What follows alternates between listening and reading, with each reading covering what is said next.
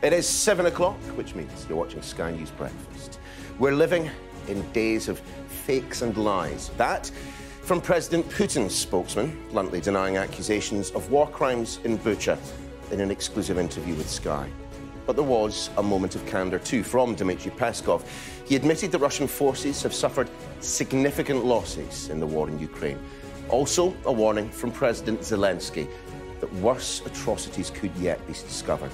I'll be speaking to the chair of the Defence Select Committee, Tobias Ellwood, in a few moments. Also, the Ukrainian ambassador to the UK. It is Friday, the 8th of April. President Putin's spokesman admits that Russia has suffered significant losses in the war with Ukraine, but he bluntly denies accusations of war crimes. The situation in Bucha is a well-staged insinuation, nothing else. But Ukraine's president says further worse atrocities are coming to light. Unpleasant smears. The Chancellor defends his wife's tax affairs, insisting she pays every penny owed in the UK. The fourth deadly attack in a month, as another shooting in Israel leaves at least 2 people dead.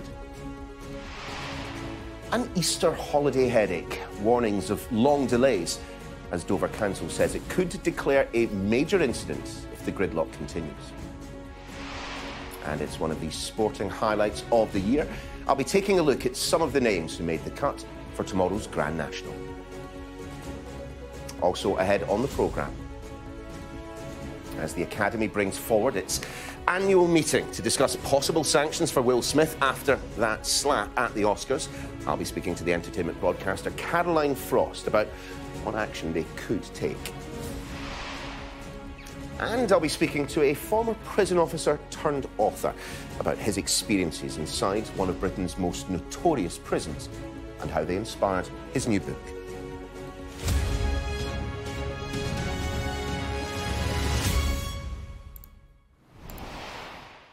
Morning all. Vladimir Putin's spokesman has dismissed accusation of Russian war crimes in Ukraine as fakes and lies in an exclusive interview with Sky News. He insisted that the atrocities seen in Bucha were a well-staged insinuation. Well, the claims have been widely dismissed, with a warning from the Ukrainian president that worse is yet to come. Well, let's take a look at the claims made by Dmitry Peskov. Mr. Peskov admitted that Russia's military has suffered significant losses. He said the death of troops was a huge tragedy. He went on to say that the Kremlin hopes to reach its goals in the coming days, including to liberate the city of Mariupol, part of the Luhansk People's Republic, which Russia, and Russia alone, recognises as a separate state. He also dismissed verified footage appearing to show dead Ukrainian civilians killed by Russian forces as fake, claiming the situation in Bucha was a well-staged insinuation.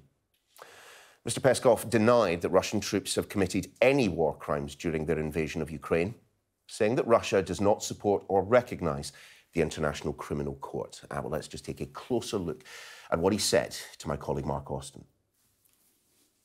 You've lost thousands of troops. How many troops have you lost? We have significant losses of troops, and it's a huge tragedy for us. Here we see a woman with a bike, named today as Irina Filkina, walking along Yablonska Street when Russian troops were in control. Around the corner is an armoured vehicle identified by our team as a Russian military vehicle. So the Russians are there. You can see the vehicle fire a shot which creates a plume of smoke exactly where Irina was standing with her bike.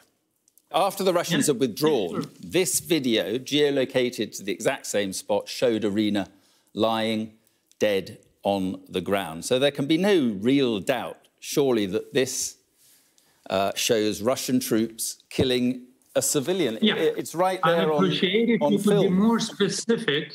I'll appreciate if you could be more specific.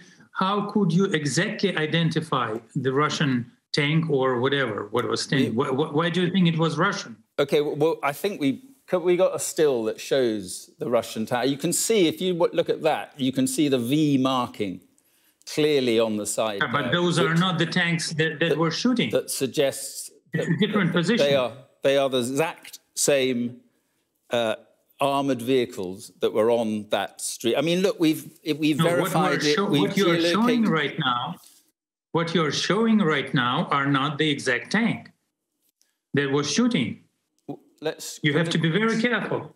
You have to be very careful in what you are showing, just not to repeat fakes. It is exactly the same armoured vehicle. I mean, so you deny that happened. You're denying it's happened, and you're saying it's being faked, basically. It's some sort of conspiracy. Is that right? We deny that Russian military can have something in common with these atrocities and with dead bodies that were shown on the streets of Bucha. You mentioned Mariupol is part of Ukraine. Are you determined to take Mariupol, whatever the human cost, whatever the cost in civilian life? Mariupol is going to be liberated from nationalistic battalions. And we hope it will happen sooner than later. Well, Russia may be denying their involvement in atrocities, but as towns and cities are liberated by Ukrainian forces, further horrors are revealing themselves. Ukrainian President Volodymyr Zelensky has described the scenes in the town of Borodyanka as significantly more dreadful than in Bucha. Russia has had nothing to do with the concept of human rights for a long time already. Maybe someday that will change, but so far, the Russian state and the Russian military are the greatest threat on the planet to freedom, to human security, to the concept of human rights as such. After Bucha, this is already obvious, and as the work on dismantling the debris in Borodyanka began, it's much worse there. Even more victims of the Russian occupiers. Well, let's speak to our correspondent, Jason Farrell, joining us from the southern Ukrainian city of Odessa. Jason, good to see you. I mean, worse than Bucha. I mean, how much do we know about what's happened, or what is alleged to have happened in Borodyanka? Well, Borodyanka is about 40 kilometres northwest of Kyiv, and journalists haven't got there yet, so we can't verify anything that has been said by President Zelensky. We've only got his word for it. But he sounds like he's saying that it's matching what journalists have seen in Irpin and Bucha, where civilians appear to have been executed, shot in the street, tortured, reports of women being raped. He's saying that it's almost as if it's like a tidal wave, isn't it, that's receding, and as the waters retract, the horrors are uncovered. And that is what it appears like as we're slowly pushing back and seeing what's left behind from the Russian invasion. It does appear to be war crimes in these towns and cities. And it was interesting, I watched the interview last night of Peskov with a professor of international relations here in Odessa. And his take was that watching what he was saying about Russia feeling under threat by NATO, that was something that he truly believes to be the case. But he wasn't convinced that even he believed what he was saying about the war crimes in these towns around Kyiv.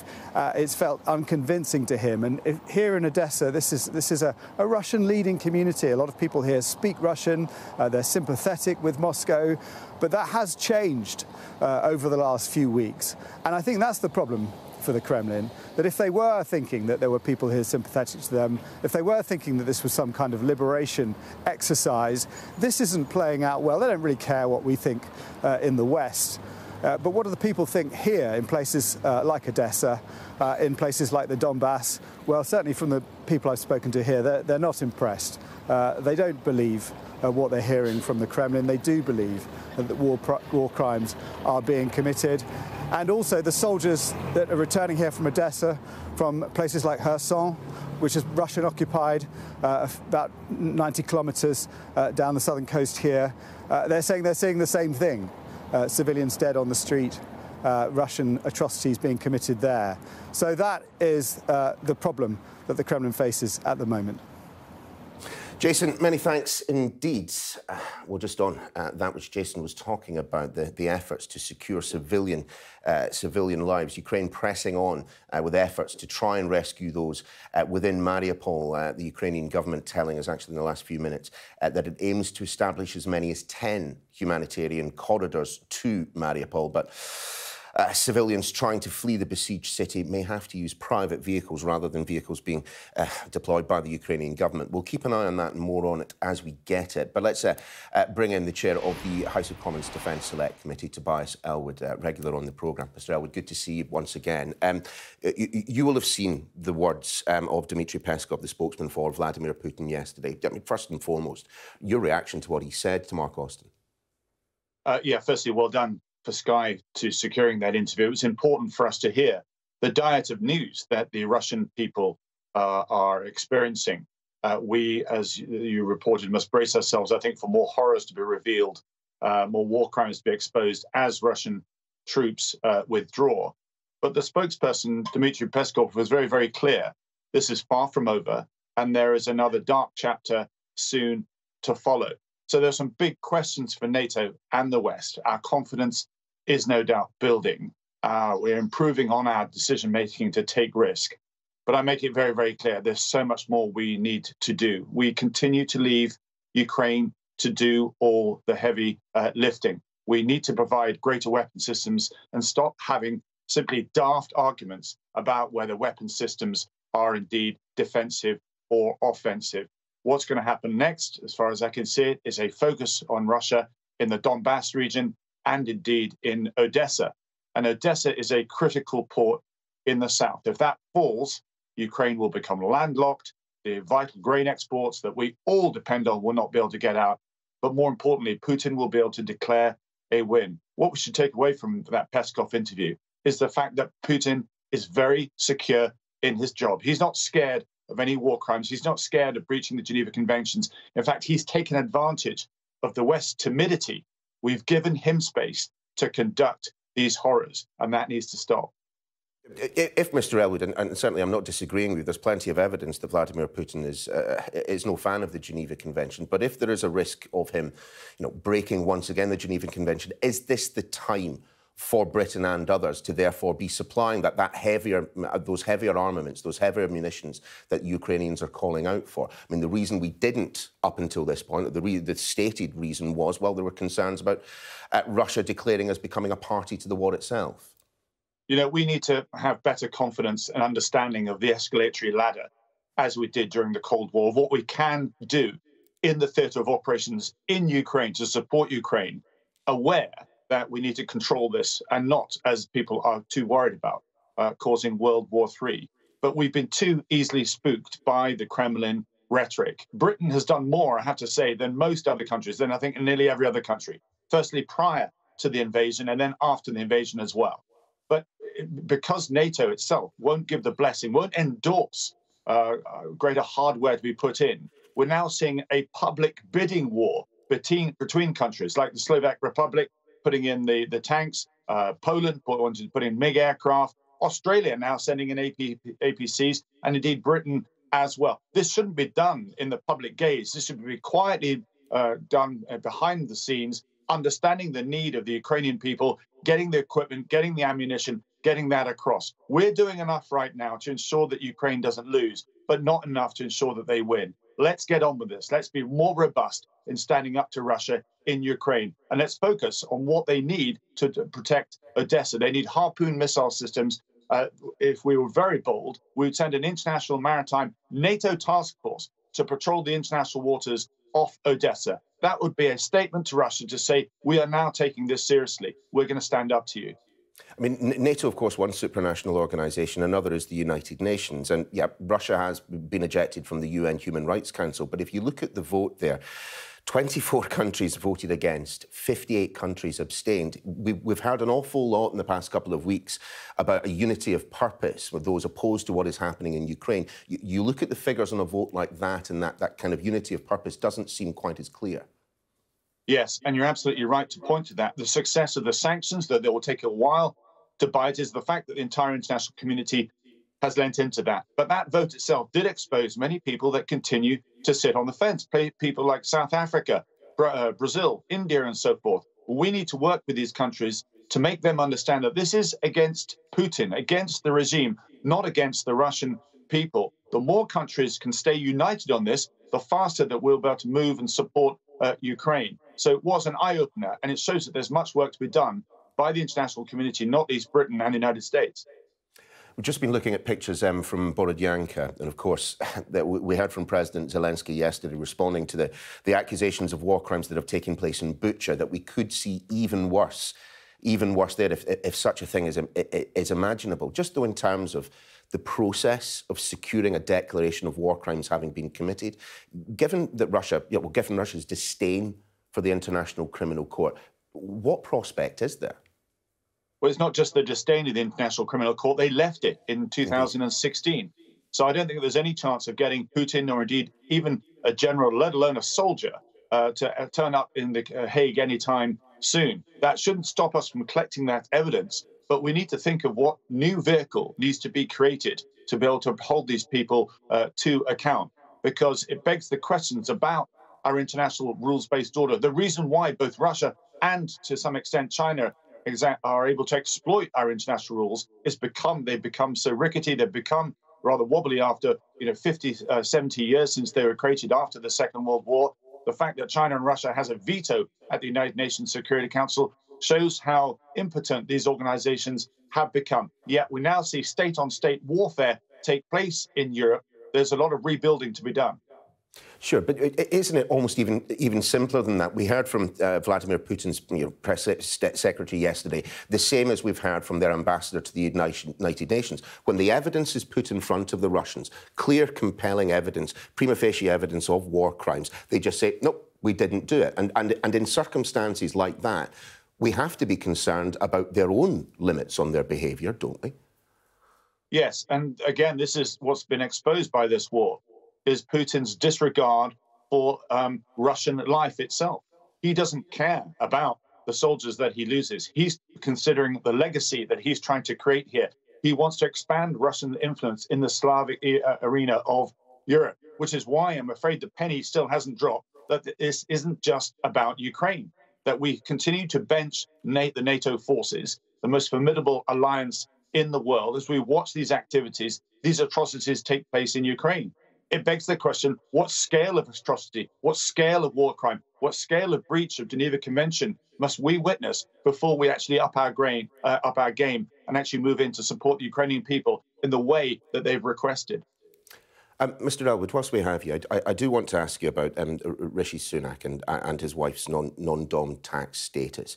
I just wonder, I mean, I saw someone quoted in The Guardian this morning, a Tory MP, but admittedly one that was described as a friend of Boris Johnson, saying, look, if Rishi Sunak is as rich as he is, richer than Croesus, to have his wife having non-dom tax status at a time that he's putting up taxes is a bad look. I'm just wondering your view on that. Every minister, when you enter government, has to make a declaration, and that declaration is confirmed to be legal before you can take up the post. So there's nothing illegal about what's been done by the Chancellor whatsoever. If there are bigger, more fundamental questions about the existence and of the non-dom status, that is something for us as a country, perhaps, and indeed Parliament, to debate. But the idea that we focus on this discussion about following the rules that actually exist at the moment, I think is a distraction from what we need to be focusing on, which is the previous subject right now, of what Britain is going to do to help and lead other countries support Ukraine. Yeah, I do get the point that there are certainly bigger topics around than Rishi Sunak. At the same time, you know, the Conservative Party have been in power since 2010. Lord Ashcroft had to give up his non-dom status so that he could continue to sit in the House of Lords. I mean, this has been something that has been circling around Tory ranks for quite some time. Right. And there again, you go back to my point. The rules are there. If the rules as a whole need to be changed, let's have that debate. But that's away from Rishi Sunak's wife. That's more to do with the existence, the continuation of the non-dom status and the privileges that you gain from that. In my view, they are out of date. They do need to be reviewed. Tobias Elwood, always good to have you on the show. Thanks for joining us. Thank you. well, as we've just been hearing questions, of course, around the tax affairs of the Chancellor's family not going away. Rishi Sunak defending his wife's non-dom status in an interview in The Sun. Rob Powell is back, and you might notice, with his leg. Good to have you in the studio. Nice to be back. You managed to make it in. Let's talk about the interview that Rishi Sunak has given to The Sun, to Harry Cole over there. It's quite emotional in parts. I mean, in essence, he is accusing Labour, let's be honest about it, he's accusing Labour of using his wife to get to him. Yeah, he's come out swinging. He said this is a smear campaign against his wife, that essentially they are trying to politically smear him by going sort of via the route of his wife and her finances, and says she's a private citizen and it essentially shouldn't matter what she does. Of course, the background to this, in terms of this latest individual revelation anyway, is, as you say, that Rishi Sunak's wife claims non-dom status. She is an Indian citizen, but she has essentially said that her permanent home is not in the UK, so she doesn't have to pay UK tax on earnings that are gained overseas. And clearly that is a potentially significant amount of money, given that she's the daughter of an IT billionaire and has shares. Potentially significant is one way of putting it, Rob, yes. Yeah, reportedly worth millions. Now, Rishi Sunak has spoken to The Sun this morning. What he has said is that every single penny she earns in the UK, she pays UK taxes on, and every penny that she earns internationally, for example in India, she would pay the full taxes on that. To smear my wife to get at me is awful. If she was living here and didn't just happen to be married to me, this obviously would not be at all relevant. Now, I guess the case for the defence is sort of what Tobias Ellwood was setting out there, that there's no suggestion she's done anything illegal. No one, or very few people at least, pay any more tax than they need to. So if we don't like the fact that she has non-dom status, then the problem isn't with her claiming it, it's with the rules. So you should change the rules rather than attack. I mean, who would change the rules, though? I mean, presumably the people that are sitting in government, including the Chancellor, Rishi Sunak. Well, it would obviously be for the government to do that. But I think by focusing on the issue of non-doms and changing the policy around that, I think it misses a broader, important political point about the Chancellor that feeds into a broader story that's been brewing for a number of months now, that at a time when he is pushing through quite controversial and difficult to stomach tax rises, is it made more difficult for Conservatives to justify that with a Chancellor that is quite this wealthy? And at a time where there's a cost of living crunch, where people are choosing between heating and eating, this does raise questions about whether someone that is this rich can truly empathise with people that are struggling with these sorts of issues. And in the context that we're living through at the moment, that really, really matters. It does. Rob, thank you. Well, let's take you through the morning's front pages, beginning with the Metro. Human rights pariah, the headline in that particular paper, after the United Nations voted to strip Russia of its place on the UN Human Rights Council. The Financial Times reports that a Russian aluminium company has become the first group within the country to call for inquiries into alleged war crimes in the Ukrainian town of Bucha. The tax affairs of the wife of Chancellor Rishi Sunak, they are the lead story in The Telegraph. Allies of the Sunaks claiming that Number 10 is trying to undermine him. And that story also the lead in The Guardian, which says she may have avoided up to £20 million in tax in the UK. Meanwhile, The Mirror alleges that the UK has actually given her £50 million in the form of public sector contracts to an Indian-based firm that she partly owns. But as we were just discussing with Rob, The Sun has an interview with the Chancellor. Their headline, "Lay off my missus." At least 2 people have died after a shooting in a crowded part of central Tel Aviv. Sky's Alistair Bunko is there for us this morning. Alistair, good to see you. Just bring us up to date with the latest. At least 2 people dead. Yeah, 2 people dead. This is the 4th terrorist attack in Israel in the last couple of weeks, and particularly concerning that it took place in central Tel Aviv, in a street which has got a number of bars, restaurants, people out drinking, and the gunman struck. And what then happened was a manhunt to try and find him that went on until the early hours of this morning. He was eventually located in neighbouring Jaffa, and police, after a firefight, shot him dead. But things that were already, I mean, it was already very tense here anyway. Now that we're in the Ramadan period, the Ramadan festival, this will make it even more so. Here in Jerusalem today, preparing for the first Friday prayers in Ramadan, many of the main roads have been shut down by police. There are scores and scores of soldiers and armed police patrolling the city because there's a real fear that the tensions are bubbling and there could be a repeat of the conflict that we saw last year. And so the Israeli government is trying to do everything it can to avoid that. But these terror attacks make citizens feel very, very unsafe. But they also add to the divisions here that could very easily spill over. Alistair, thank you. That's still to come on the programme. At 7:30, with diplomatic efforts to weaken Russia's assault on Ukraine continue, I'll be speaking with a former NATO policy chief about what more can be done to hamstring Putin's campaign. And shortly afterwards, I'll be joined by a French journalist and commentator as the country prepares to go to the polls in the first round of presidential elections. At just after 8 o'clock, the Shadow Attorney General, Emily Thornberry, joins us in the studio to react to the latest developments at home and abroad.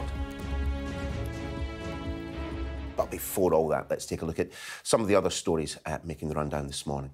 And drivers are being warned to expect long delays next weekend as millions of people embark on an Easter getaway. The AA estimates that more than 27 million car journeys are planned between Good Friday and Easter Monday. In Dover, the District Council has said it's prepared to declare a major incident if traffic disruption around the town continues. The Prime Minister is set to meet the German Chancellor Olaf Scholz at Downing Street today. Boris Johnson expected to offer assistance to Berlin in their bid to ease dependency on Russian oil and gas.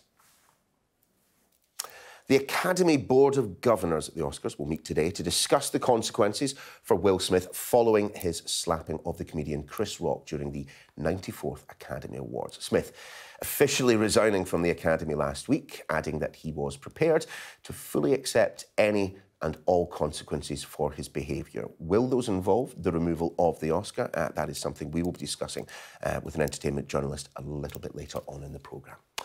But now thousands have been told to evacuate their homes after heavy rainfall and flooding hit parts of Australia's east coast. In Sydney, nearly a month's rain fell in one night. Well, let's head to Sydney, where Sky News Australia reporter Nicola Johnson has been experiencing the floods firsthand. Nicola, good to see you. Well, I see you've actually managed to find yourself a bit of dry land. So it's something of a premium where you are, I suspect. That's right. We're standing in front of the Nepean River. This is one of the major rivers on the outskirts of Sydney. You can see just how swollen this river is and just how high it has been. Now, this is the second time the river has flooded in a month. And I think our cameraman is showing you some of the debris on top of the lights, showing just how high it was earlier. It hasn't risen as high this time. But a couple of hours ago, we were in one of the neighbouring towns of Camden on the outskirts of Sydney. It has flooded 3 times in a month. And this is what we're seeing all across the east coast of New South Wales. It's meant to be summer here. It isn't meant to be pouring with rain and floods. But from Byron Bay, Lismore, Central Coast, Sydney and South Coast, town after town, as well as the city of Sydney, is seeing flash flooding, swollen rivers and serious landslides. Nicole, many thanks indeed. Time for us to see how the weather's looking domestically.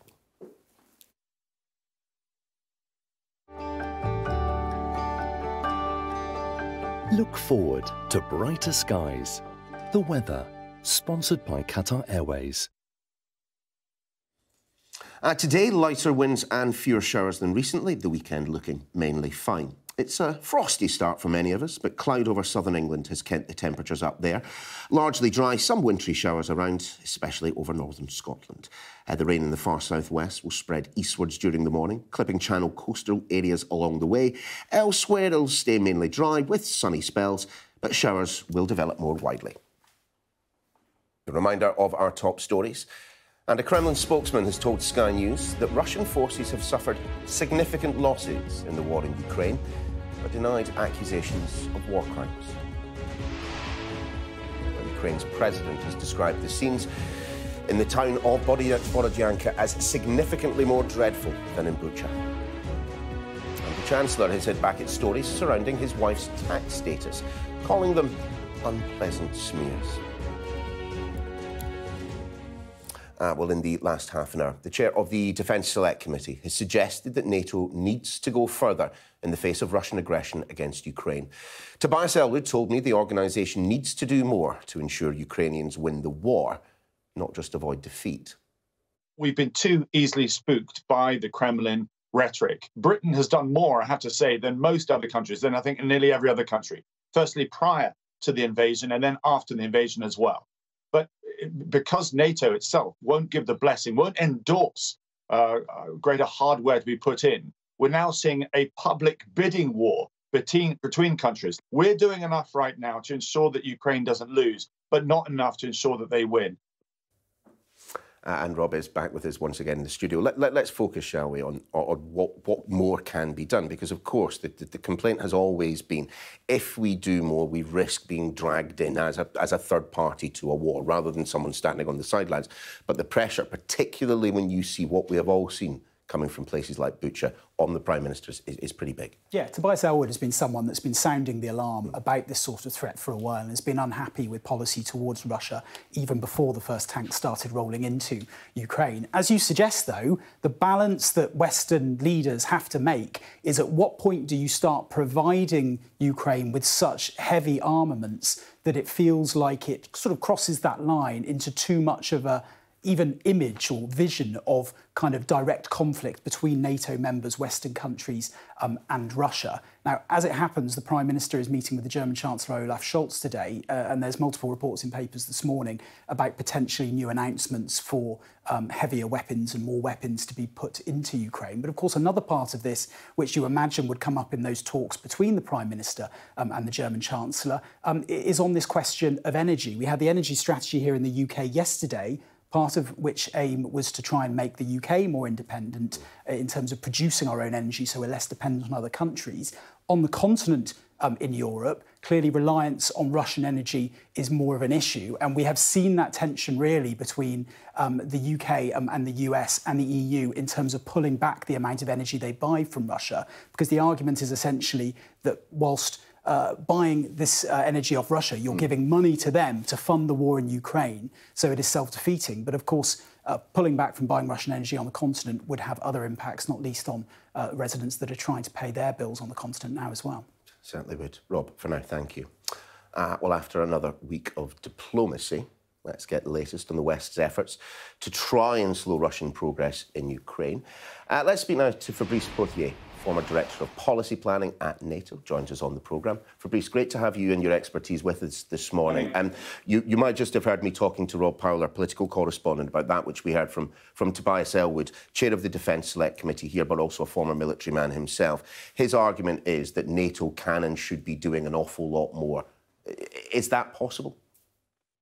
It's possible and it's necessary, because the choice here is whether we are entering a war on the very long haul, a war of attrition, with entire cities in the Donbass in eastern Ukraine being basically wiped out, and civilians obviously killed by the thousands, or whether we are trying to help Zelensky finish this war on terms that are actually acceptable to him and the Ukrainian population.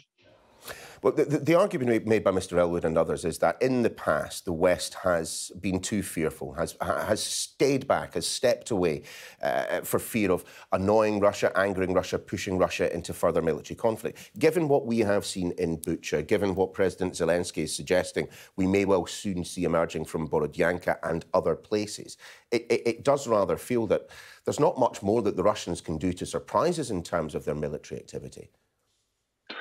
Don't underestimate the capacity for destruction. And I think what you have seen in Mariupol is a strategy reminiscent of the Stalin times of basically emptying entire Ukrainian cities and population center of their very substance, with deportation, with mass bombing. So I think we have to hold our breath and for what's coming. And this is why Tobias is right. We need to provide much more quickly, because now time is of the essence.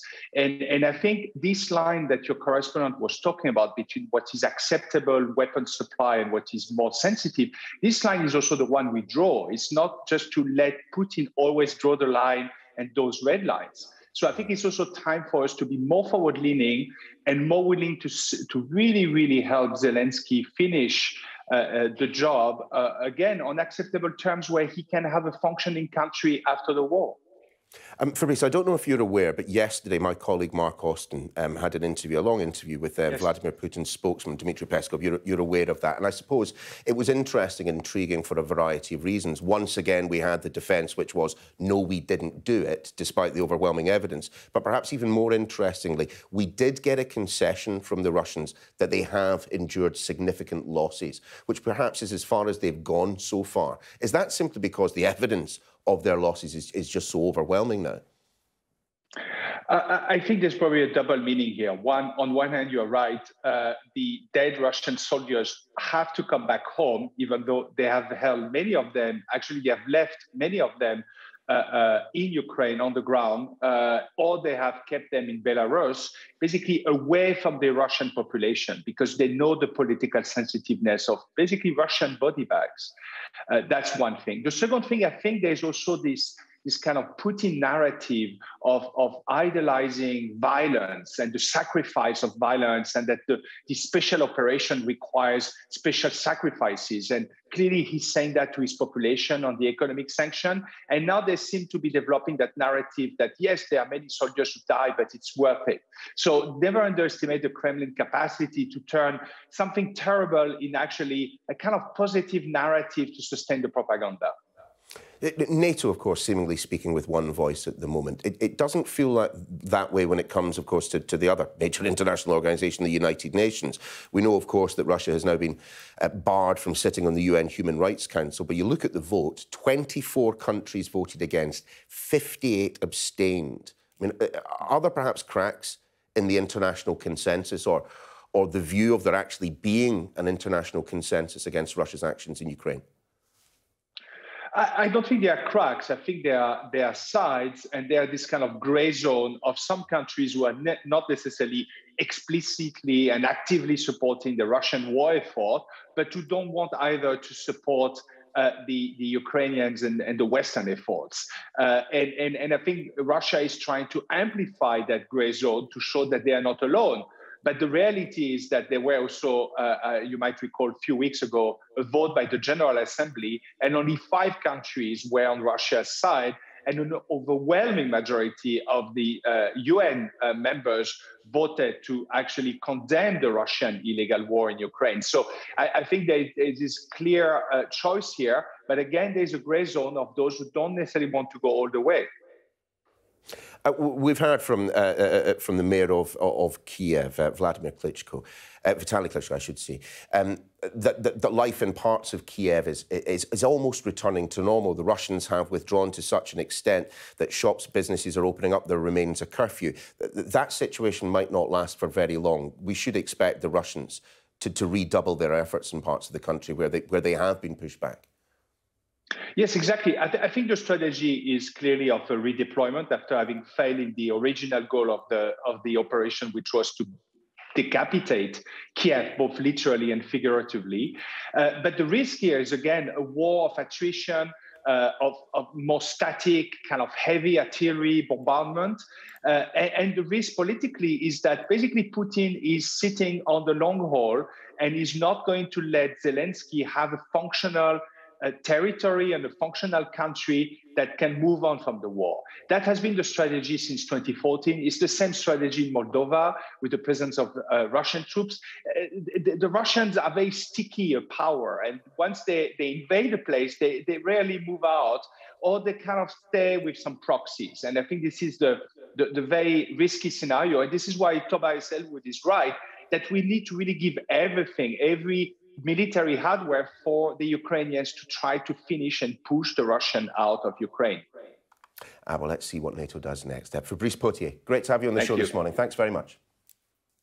On Sunday, France heads to the polls with the race to be the next president tightening. Emmanuel Macron's lead has dwindled over the past few weeks, with support growing for opponents from both the far right and the far left. Joining us now on the programme, Anne-Elisabeth Moutet, French journalist and political commentator. Anne-Elisabeth, great to have you on the programme this morning. For those of us not entirely au fait with the French presidential election system, this is but the first round this weekend, and it does rather feel that Emmanuel Macron is facing pressure, as we've already mentioned, from both the far right and the far left. He is facing pressure. He has lost 6 points for this first round in 3 weeks, and he seems to have lost his momentum. And the highest he's been, we have 12 candidates in the first round. We will have 2 candidates, the ones that come first and second, in the second round in 2 weeks' time.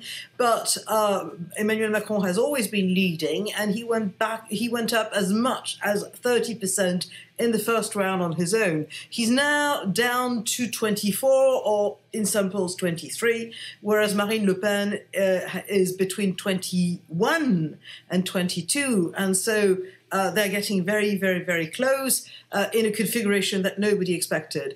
2-3 weeks ago, Emmanuel Macron was still benefiting from the statesman effect and all his attempts to handle and to bring peace to the Ukraine crisis. That's completely done. And in the meantime, he has done no campaign.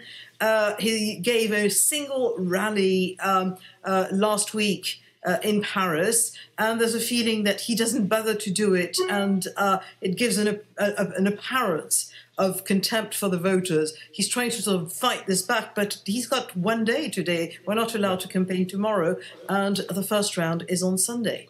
Is a chunk of the reason that President Macron is having such difficulty at the moment due to my eyes, alarming levels of voter apathy in France? I saw estimates that perhaps as high as 31% might be avoiding voting this weekend.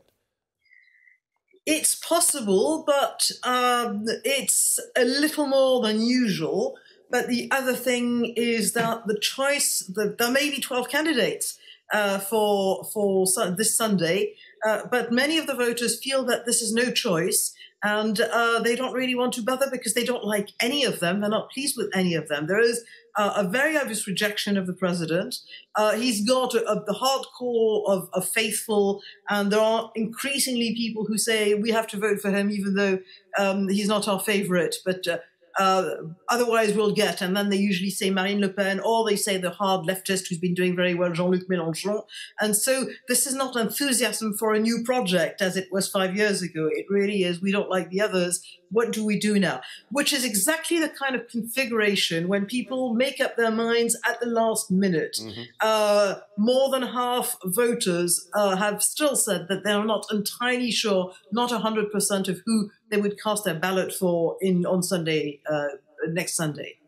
But just in terms of Marine Le Pen, if, as many expect, she makes it through to the next round, we see a runoff between Macron and Le Pen, we could be talking a difference of single-digit percentage points, couldn't we, in terms of the support at that ballot? I mean, even if Macron wins, Marine Le Pen could win, in a sense, by coming so close to the keys to the Élysée.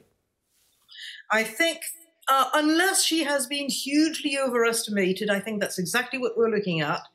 And this is, she's in some style, she has been incredibly favoured by the existence of an even harder right candidate than she is. That's Éric Zemmour, the Le Figaro columnist, who suddenly sort of waged a sort of a la Trump campaign. He's very unlike Trump, but the campaign was a bit like Trump's campaign in 2016. And people were fascinated by him. He had by far the largest attended rallies.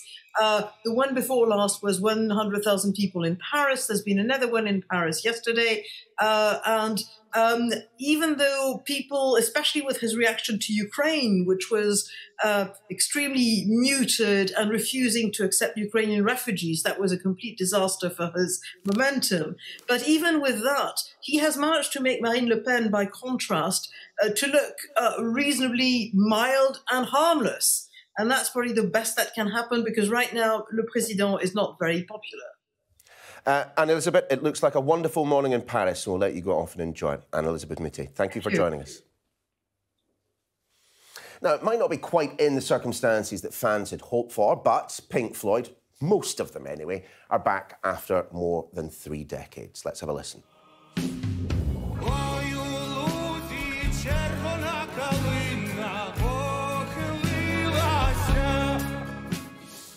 Well, the legendary band have released a new track with Ukrainian singer Andrei Kovalik, who left his tour in the US in February to return home and fight in Ukraine. It is the first song that Pink Floyd have recorded since 1994's The Division Bell, all to raise funds for Ukrainian humanitarian relief.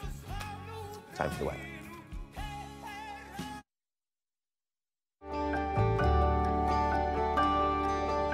Look forward to brighter skies. The weather, sponsored by Qatar Airways. Lighter winds and fewer showers today than recently, the weekend looking mainly fine. It is a frosty start for many of us, but cloud over southern England has kept the temperatures up there. Largely dry, but there are some wintry showers around, especially over northern Scotland. Icy stretches are likely. The rain in the far southwest will spread eastwards during the morning, clipping Channel coastal areas along the way. Elsewhere, it will stay mainly dry with sunny spells, but showers will develop more widely. They'll be most frequent over northern Scotland, Northern Ireland and Donegal, with some wintriness on the hills. Cold again, but not as windy as yesterday.